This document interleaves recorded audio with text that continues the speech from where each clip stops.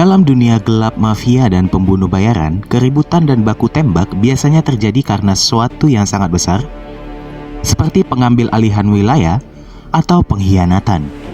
Tapi bagaimana jadinya bila keributan dan baku tembak terjadi dikarenakan wafatnya seekor anjing yang sangat berharga dan disayangi pemiliknya, yang pemilik anjing tersebut notabene adalah pensiunan pembunuh bayaran? Selamat datang kembali di Kreator Film. Kali ini tim Kreator Film akan membahas alur dari film tahun 2014 yang berjudul John Wick. Film ini dibintangi oleh Keanu Reeves. Langsung aja tanpa perlu banyak bacotan yang tidak penting, mari kita mulai intronya.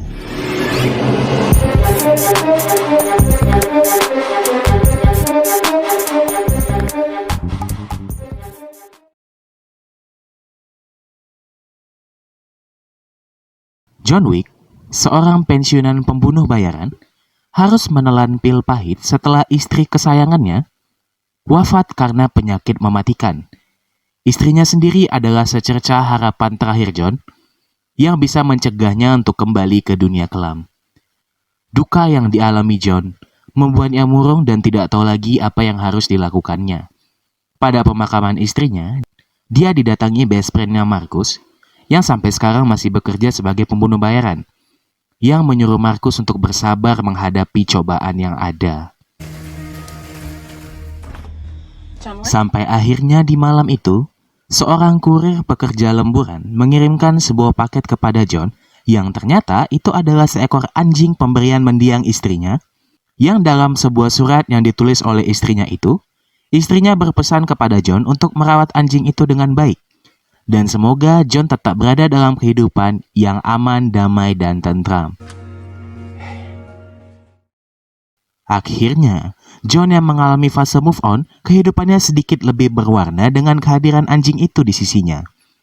Anjing itu sangat dekat kepada John dan rela ikut kemanapun John pergi. Di sebuah pom bensin, seorang pria agen Rusia yang gayanya selengean, yang bernama Iosef ini tertarik dengan mobil vintage Mustang Ford milik John dan memaksa John untuk menjualnya. Namun John tidak tertarik dengan pemaksaan itu.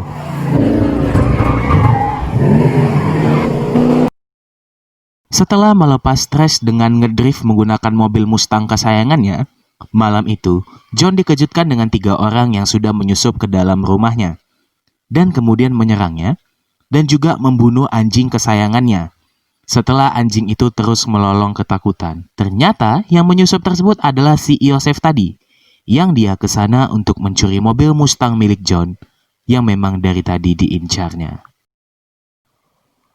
Duka John semakin mendalam setelah mengetahui satu-satunya makhluk yang disayanginya telah tiada. Setelah mengubur si anjing, tampak raut wajah John yang haus akan dendam dan sudah pasti dia akan mencari si Iosef dan akan membalaskan dendamnya. Sementara itu, Iosef yang sudah senang kegirangan mendapatkan mobil incarannya, mendatangi bengkel milik Aurelio dan meminta agar mobil itu dipasangkan plat baru. Dan Iosef ini juga meminta untuk dibuatkan STNK baru untuk mobil itu. Namun, si Aurelio ini menyadari kalau mobil itu milik John Wick, dan dia kemudian tidak mau menuruti perintah Iosef. Iosef sendiri kemudian menjual nama bapaknya yaitu Vigo. Vigo ini adalah seorang mafia Rusia yang memiliki banyak koneksi. Dan Vigo sendiri adalah orang yang membuat Aurelio dapat menjalankan bengkelnya. Tapi Aurelio malah menumbuk wajah Iosef, yang Aurelio kemudian menjelaskan kalau Vigo akan paham dan maklum kenapa dia menolak perintahnya. Tak lama setelah Iosef yang sok jago itu pergi, John datang menanyai Aurelio soal mobil Mustangnya. Dia pun menceritakan semuanya, termasuk memberitahu mengenai Iosef yang ternyata John mengenal ayah pria sok jago itu. Singkat cerita, setelah mendapat pengaduan dari anaknya, Vigo menelpon Aurelio soal insiden di bengkel. Setelah Aurelio menjelaskan apa yang dilakukan anaknya dan mendengar nama John Wick, Vigo ini seketika ketakutan dan mencari keberadaan anaknya itu. Saat bertemu dengan si Iosef, Vigo memberi Iosef segelas tuak, yang kemudian setelah Iosef meneguk minuman haram itu, Vigo langsung memukulnya dan menjelaskan kalau apa yang dilakukan Iosef adalah kesalahan. Vigo sendiri menceritakan kalau John adalah salah satu pembunuh bayaran terbaik.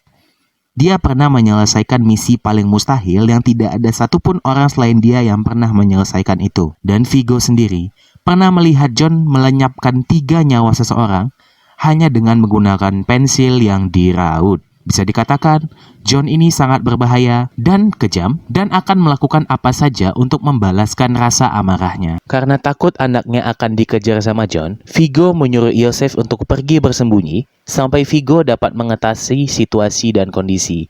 Berkat Iosef yang menghabisi anjing kesayangannya, John kembali ke kegelapan yang mana dia akan mulai membunuh orang lagi. Kali ini targetnya adalah si Iosef sendiri. Vigo sendiri sempat menelepon John untuk bernegosiasi. Namun, John ini tidak merespon dan menutup telepon dari Vigo. Vigo pun menyuruh ajudannya untuk mengirimkan anggota sebanyak mungkin untuk menyerang rumah John dan menghabisinya. Alhasil setelah si John mandi, selusin orang mendatangi rumahnya dan berencana menembaknya.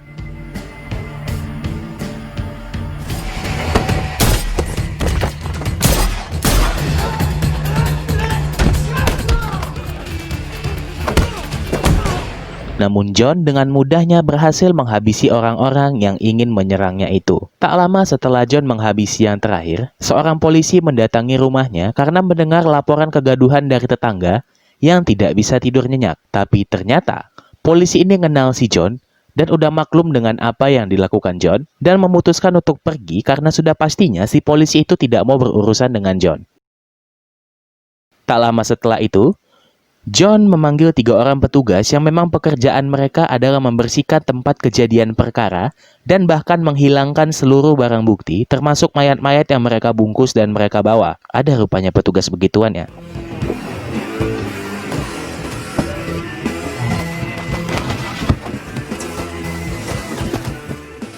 Setelah ketiga petugas itu menyelesaikan pekerjaannya, John membayarnya dengan koin emas yang diketahui adalah alat pembayaran resmi yang digunakan di kalangan mafia dan pembunuh bayaran. Mengetahui dan sudah tidak heran lagi atas John yang menghabisi seluruh anggotanya yang dikirimnya, Vigo membuat sayembara berhadiah $2 juta bagi siapapun yang berhasil menghabisi John. Tak hanya itu, Vigo mendatangi Marcus yang notabene adalah teman lama John dan menawarinya pekerjaan menghabisi John dengan bayaran yang sama yaitu $2 juta. Yang mengejutkannya, Vigo setuju dengan hal itu dan bersedia menghabisi John. Kembali ke John, dia mendatangi suatu tempat bernama The Continental, yang mana tempat perkumpulan tersebut adalah tempat di mana para pelaku kriminal dapat menginap dan menghabiskan waktunya di sana, layaknya para masyarakat pada umumnya. Diketuai oleh seorang pria parubaya tapi masih kuat bernama Winston, tempat ini memiliki satu larangan yang mana tidak boleh bagi para anggota The Continental untuk melakukan bisnis mereka di tempat itu. Jadi, kalau ada kontrak pembunuhan atau apapun itu pekerjaannya, tidak boleh dilakukan di tempat tersebut. Apabila melanggar, maka orang tersebut akan diberikan hukuman yang sangat berat. John menemui Winston dan langsung menanyakan kepadanya lokasi di mana Iosef berada. Walaupun Winston awalnya masih enggan memberitahu, dia akhirnya memberikan lokasi di mana Iosef berada sesaat setelah John sedang memesan bir pada salah satu barista. Vigo mengetahui lokasi John di The Continental, menyuruh ajudannya untuk memberikan bonus 2 kali lipat dari hadiah sayembara apabila ada yang berani melanggar aturan The Continental dan menghabisi John di tempat itu. Setelah bersiap-siap, John mendatangi tempat yang bernama Red Circle, di mana di situ Iosef sedang bermain dengan teman-temannya di sebuah kolam renang dalam ruangan bawah tanah dan dijaga ketat oleh pengawal yang berjaga di lantai demi lantai tempat itu. Tapi walaupun dengan keamanan maksimum seperti itu, John dengan mudahnya menyelinap masuk ke tempat tersebut. Dia sempat bertemu dengan pengawal bernama Francis yang mengenal John, yang kemudian Francis ini memilih untuk pergi daripada nyawanya habis melawan John. Dengan keahliannya, John menghabisi teman-teman Iosef dan pengawal tersebut tanpa sisa. Namun sayang, Iosef tampaknya beruntung dan dia dapat berlari dari kejaran John.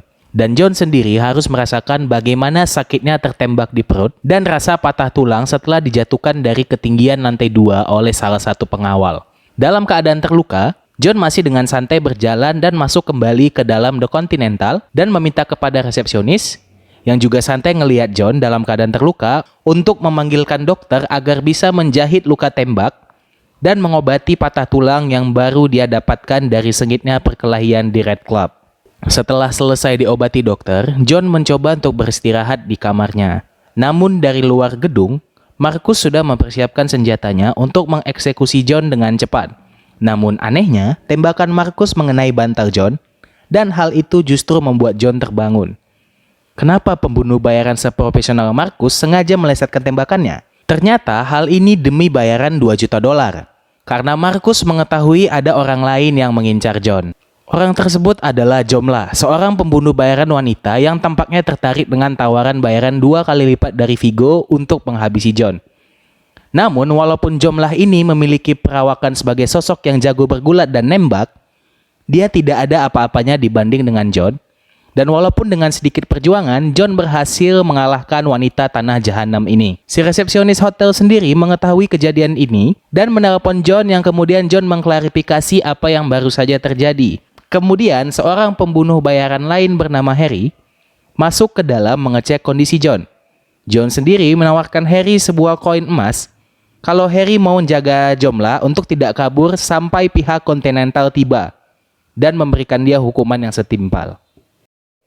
Pada saat bergelut tadi, Jomlah memberi John alamat sebuah gereja yang mana gereja itu adalah kamuflase dan menjadi tempat di mana Vigo menyimpan harta bendanya. Dengan maksud untuk memancing Vigo, John mendatangi tempat itu. Dan setelah menghabisi seluruh anggota Vigo di tempat itu, John membakar seluruh harta benda Vigo termasuk berkas-berkas penting yang ada di dalam tempat tersebut. Sementara pembunuh bayaran yang bertugas menjaga Jomlah tadi harus rela nyawanya melayang setelah wanita itu menghabisi nyawanya dan kabur dari tempat itu. Kembali ke John, dia menunggu di luar gereja dan benar saja, tak lama Vigo dan anak buahnya datang. Tak butuh waktu lama, John dengan beringas menembaki Vigo dan anggotanya dan baku tembak yang sangat epik terjadi di sini.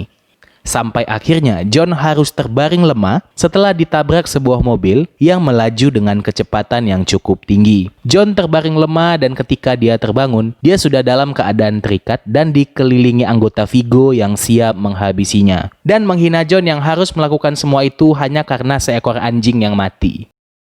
John di sini pun naik darah tinggi dan menceritakan betapa pentingnya anjing itu bagi hidupnya.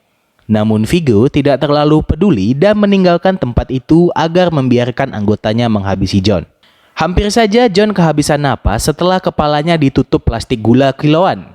Marcus yang mengikuti John membantunya dengan menembakkan senjatanya sehingga mengenai salah satu anggota Vigo. John pun melumpuhkan yang satu lagi dan dengan cepat mengejar Vigo yang hampir kabur menggunakan mobil, dan setelah berhasil mendapatkannya, John langsung menanyakan lokasi di mana Iosef berada. Vigo yang sudah pasti takut mati dengan terpaksa memberikan lokasi anaknya dengan catatan John harus melepasnya pergi. Dan setelah itu, John langsung bergegas pergi ke tempat tersebut. Tempat itu adalah sebuah rumah yang tentunya dijaga ketat pengawal yang mana Iosef tampak tidak tenang meskipun sudah mempunyai bodyguard yang siap melindunginya. Sementara itu Vigo termenung sambil menangis di kantornya karena mengetahui anaknya akan tiada. Namun Vigo langsung merencanakan sesuatu untuk membalaskan dendamnya terhadap John. John langsung dengan beringas menghabisi satu persatu pengawal Iosef, dan setelah kejar-kejaran yang cukup melelahkan, John mencapai tujuannya dan menghabisi Iosef dengan menembaknya tanpa ampun.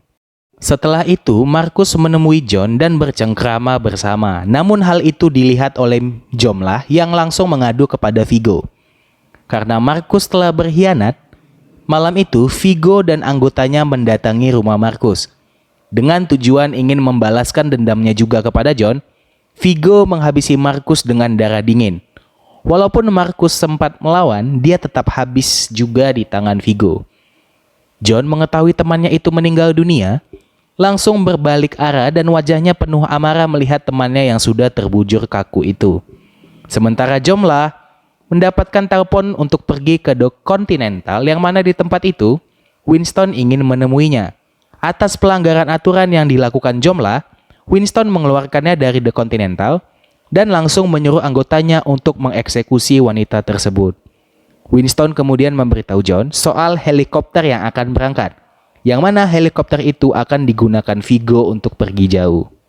John segera mengejar Viggo yang sedang menaiki mobil, dan John berhasil melumpuhkan seluruh anggotanya dan membuat mobil Viggo ringsek hingga menyisakan Viggo seorang diri. Viggo tidak mau kalah dari John, langsung menabrakkan mobil John dengan mobil ringsek itu agar jatuh dari jembatan. Tapi untungnya si John ini dengan sigap keluar dari mobil itu. John melihat Viggo mendekati helikopter dan mengejarnya. Di sini Viggo mengajak John untuk duel saling pukul tanpa senjata. Karena pukulan John yang sangat kuat, akhirnya Viggo mengeluarkan pisaunya.